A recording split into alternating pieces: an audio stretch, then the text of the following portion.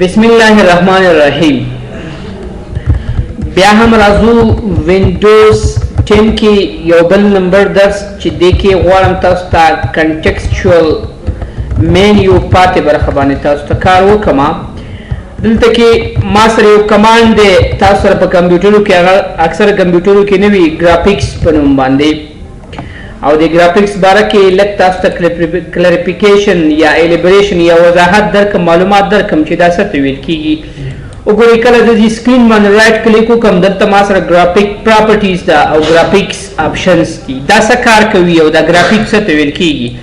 اسی ګرافیک باره کې تاسو ته معلومات درکم ګرافیک څه ته ویل کېږي. مونږ وایو چې ګرافیک از د collection of pixels in a computer.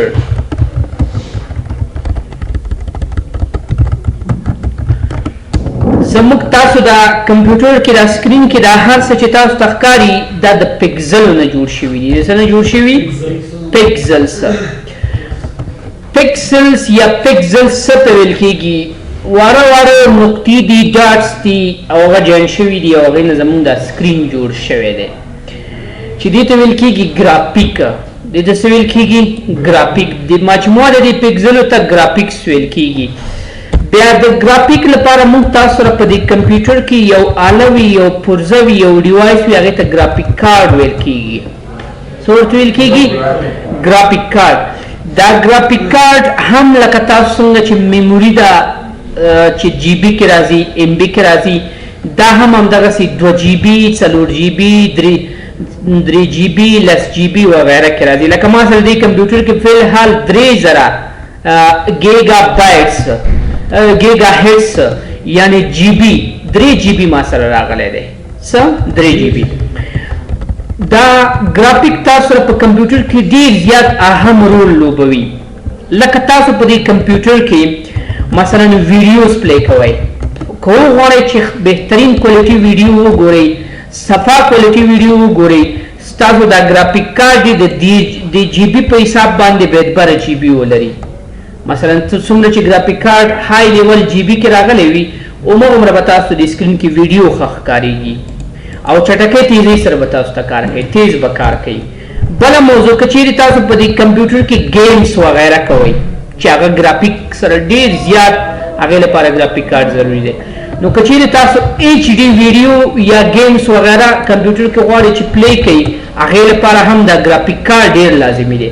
نو څومره چې تاسو کمپیوټر رانیسئ ځان لپاره، نو سره د دې چې د دې هارډ ډیسک، ریم وغیره زیات وي، نو ګرافیک کارډ هم تاسو زیات راواخلئ. څه وکئ؟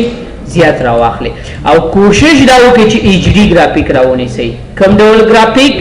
ایچ ډي ګرافیک راونیسئ. صحیح ده؟ بل ستاسو د کمپیوټر کې دا کمپیوټر چې مثلا غواړئ نورو سکرینونو سره سیکنډ سکرین سره وصل شي او هلته کې ښه ډسپلې ورکړي، یعنی مولټیپل ډسپلې ورکړي، ښه ډسپلې ورکړي مولټیپل، نو هغې لپاره هم دا ګرافیک کارډ ډېر ضرور دی. نو دلته کې دا رایټ کلیک کې کوم ګرافیکس چې ما ته راکړي دې ته ایچ ډي ګرافیک ویل کېږي. دا په ټولو کمپیوټرو کې تاسو سره نه وي او په کمپیوټر چې دا ګرافیک کارډ ایچ ډي وي هلته به تاسو انسټالوئ، هلته به تاسو څه کوئ، دا موضوع وروسته به تاسو لولئ.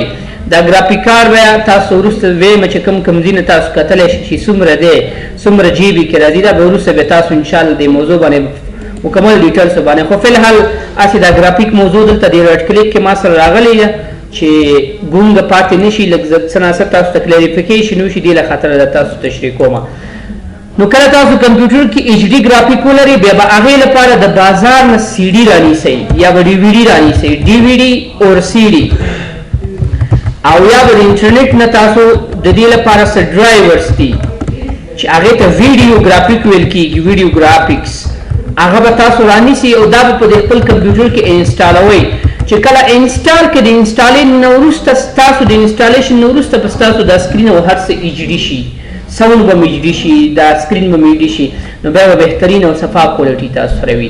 او چې کله دا ګرافیک تاسو انسټال نه وي، لکه د دې کمپیوټرونو سکرین او د دې کمپیوټر سکرین کې ځمکه او اسمان فرق دی، هلته خو تاسو سره نه معلومیږي، خو دلته ماته اندازه لګي، صفاوالي او هر څه کې ډېر فرق دی. ولې؟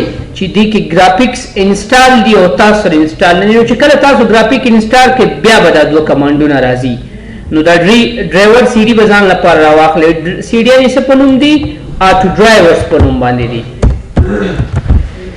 چې کسان وینډو انسټالوي بیا دا ورسره حتما انسټالوي نو تاسو هم چې کله خپل کمپیوټر کې وینډوز انسټال کړئ نو دا ډرایورز به انسټال کړئ دې سره به دا ګرافیک ډرایورز تاسو هم انسټال شي او دا ګرافیک کارت به تاسو د ساده نه ایچ ډي ته چینج شي د ساده نه به څه ته چینج شي ایچ ډي ته به چینج شي لکه دا ستاسو سره ګرافیک کارت دی لکه آصف ته ما وینډو انسټال کړی و خو ډرایور یې لا نه و که نه نو اوس ډرایور چې انسټال شي بیا به تاسو وګورئ د دې په سکرین کې او کمپیوټر کې لیپټاپ کې څومره فرق راځي نو دا هم ډیر ضروری دي نو دا کمانډونه صرف دلته کې تاسو ته د یادونې لپاره دي نور دي کې زموږ تاسو درس څه نشته دی هدف مې دی کې دی چې تاسو مطلب دا ګرافیک کارت وپېژنئ بل دا ګرافیک کارت چې راځي مختلفو کمپنیانو راځي ما سره په دې کمپیوټر کې انټل دی دا انټل ګرافیک کارت تر ټولو بهترین دی ځکه سټنډرډ دی رجسټر دی ټریډ مارک تجارتي مارک دې باندې لګېدلی وي تاسو کله کمپیوټر رانیسئ کوشش وکړئ انټل ګرافیکس ولري کوم ګرافیک انټل بیا دا د دې موډس دي او دا موډس تاسو چینجولی را چینجولی شئ بیسک موډ کې مطلب دا د نیمه ایچ ډي وي اډوانس موډ کې فول د ایچ ډي وي او ویزر موډ کې د ایچ ډي او د بیسک ترمنځ یو موډ دی هغې ته ویزر موډ ویل کېږي دا تاسو اوکې کې داسې نو ګورئ چې کله اوکې کې دلته کې تاسو د ګرافیک چې کله انسټال وي تاسو وي چې تاسو سره ایچ ډي ګرافیک انسټال دي او دا ګرافیک کم برخو باندې تاثیر لري ډسپلی یعنی سکرین باندې همدارنګه 3D یعنی گیمز وغیرہ یا 3D سافټویرز دي میډیا ویډیو باندې تاثیر لري پاور برق باندې تاثیر لري تاسو کله ګرافیک انسټال کې کمپیوټر کې تاسو د لیپټاپ چارج سناسه کم مصرفيږي سکیږي کم مصرفيږي نو وینډوز 10 کې ګرافیک ډیر زیات مهم دی په وینډوز 10 کې تاسو به ګرافیک ډیر مهم دی دا موضوع به تاسو ډسپلی کې مو وای خو ریزولوشن دلته زموږ تاسو سره مهم دی کله کله تاسو بعضې کمپیوټر لیدلی وینډو پکې انسټال کړئ فول سکرین نه ښایي دې خوا ته هم توره صفحه راغلې دې خوا ده هغه به تاسو کوم ځای نه جوړوئ د ریزولوشن برخې نه به یې جوړوئ دې ځای نه مثلا دا که زه 1040 داسې واخلم اپلای کړم وګورئ دا دې خوا ته خالي ساحې راغلې تاسو سره نه ښکاري خو دلته په دې سکرین کې ویډیو کې به راغلی وي تاسو وګورئ ویډیو کې راځي نو تاسو ریزولوشن خپل های اخلئ تر ټولو لوړ یې اخلئ څه کار کوئ تر ټولو لوړ او های ریزولوشن ځان لپاره اخلئ نو بیا به ستاسو کمپیوټر دا سکرین او ورس روښانه او برجسته به ښکارېږي نو دا د ګرافیک خبره ده دا د دې کمانډونه اپشن دی چې ستاسو د دې سره څه کار نه وي ښه د وینډوز اخري برخه کې به انشاءالله دا موضوعګانو باندې تاسو پوه شئ چې دا ګرافیک څه ته وي دې باندې به بیا یو ځل راځو دې باندې به تاسو ته کار کوم راځو نیو کمانډ خو ما تاسو ته ویلو خو تنها فولډر برخه باندې مې تاسو ته کار کړی نور مې کار نه و کړی نن به راشم شارکټ وغیره نور کمانډونو باندې به تاسو ته کار وکړم نو ګورئ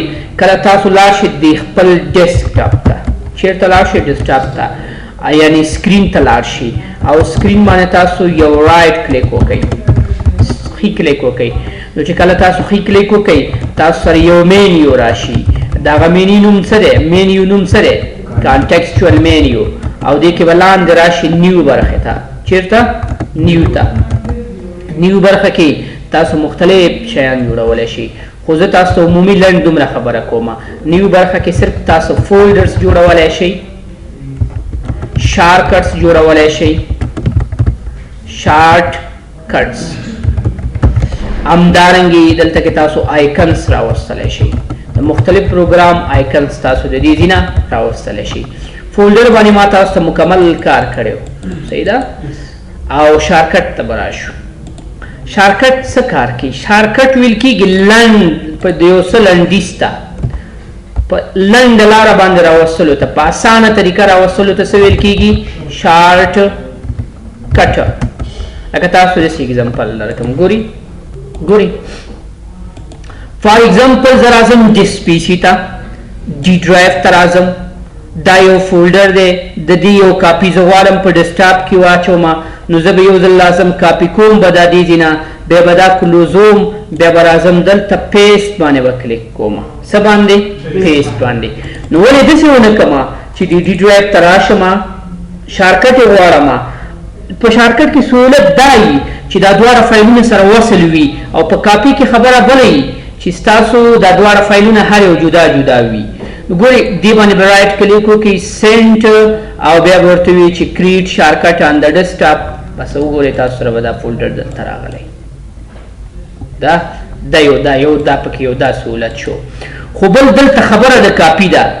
د کاپي خبره بله ده. که چیرې تاسو اوس د هغه فولډر نه کاپي راواخیسته دی ځای کې دا مو کاپي کې او دلته کې د سکرین ته راشي پیسټ هم کې د هغې اوریجنل اصلي کاپي به دلته راشي او که شارکټ باندې مو کلیک وکړې د هغې نقل به دلته راشي. څه به دلته راشي؟ نقل. د شارکټ دا یو بل فرق دی. بله که چیرې تاسو هغې ځای نه دا دلته پیسټ کې داسې پیسټ هم کې نو د پیسټ سره به څه وشي هغه ټول فایلونه به دلته یو راځي او ټایم به نیسي. ولې که شارکټ سره هم پیسټ کې ټایم به نه نیسي ډایرکټ به راشي در سره. دا یې بله خبره ده. دا پکې بل فرق دی. بل دغه شارکټ او هغه فولډر سره ارتباط کې دی وصل دی. که چیرې تاسو شارکټ لارې نه راولئ که هغې ځینې کاپي کې یو دلته پیسټ کوي نو هغلته به خپل فایل پات شي او د هغې کاپي به دلته راشي. دی بل فرق دی. د شارکټ او د اصلي فایل دا بل فرق دی. وپوهېدلئ؟ نو درې خبرې دي. څو خبرې دي شارکټ کې؟ درې. یو دا دی چې دا هلته پاتې کېږي او کاپي کې خو دا خبره وي چې پاتې وي سره کټ کې نه پاتې کېږي. شارکټ کې کله تاسو د یو فایل شارکټ راواخلئ هغه اصلي فایل سره به دا دویم فایل لینک وي. څه به وي؟ لینک وي. بل به کم ټایم نیسي. څه به نیسي؟ کم ټایم به نیسي. او په شارکټ کې بیا نقص دا دی چې دا به په همدې یو پی سي کې تاسو سره کار کوي په همدې په همدغه کرنټ پی سي کې به سره کار کوي. داسې نه کېږي چې کله تاسو د شارکټ والا فایل بل کسټم ورکړي هغه سره دې پکې کار وکړي. لکه مثلا زه دغه فولډر چې دی آصف ته غواړم چې کاپي کړم په یو اس بي کې د دې په کمپیوټر کې دې کار وکړي نو زه به د دې فایل کاپي به ورکوم شارکټ به نه ورکوم. که دې ته ما شارکټ ولیږو نو دا فایلونه خو سره لینک کی نو دا هغه کمپیوټر خو لینک نه دی هغه جدا دی ارتباط کې نه دی نو هلته به د سره شارکټ والا فایل کار نه کوي.